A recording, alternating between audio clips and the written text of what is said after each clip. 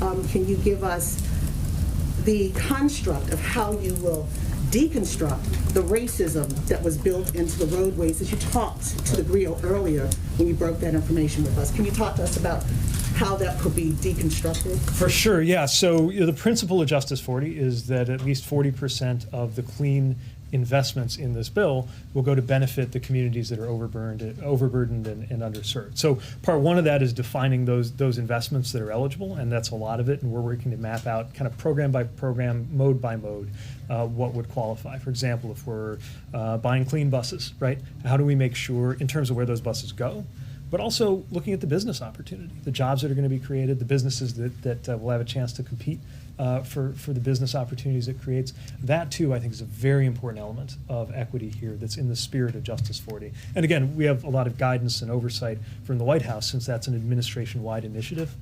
But we know that we've got to build our own internal kind of ways of aligning and defining that inside the administration.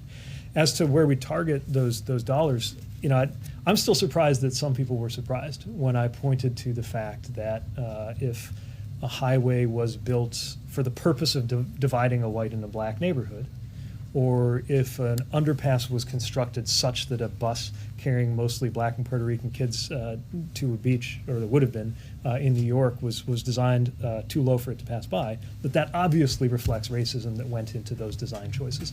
I don't think we have anything to lose by confronting that simple reality, and I think we have everything to gain by acknowledging it and then dealing with it, which is why the Reconnecting Communities, that $1 billion, is something we want to get to work right away, putting to work.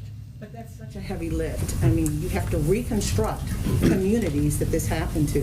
As you said, some of these beltways and interstates and roadways were built before the Civil Rights Act, before the Voting Rights Act, and were meant to be racist. But how do you go about redefining and replanning these roadways and communities that are already settled in since then? So what's interesting is it's going to vary by community, and we have to listen to the community. Sometimes it really is the case that an overpass went in a certain way that is so harmful that it's got to come down or maybe be put underground.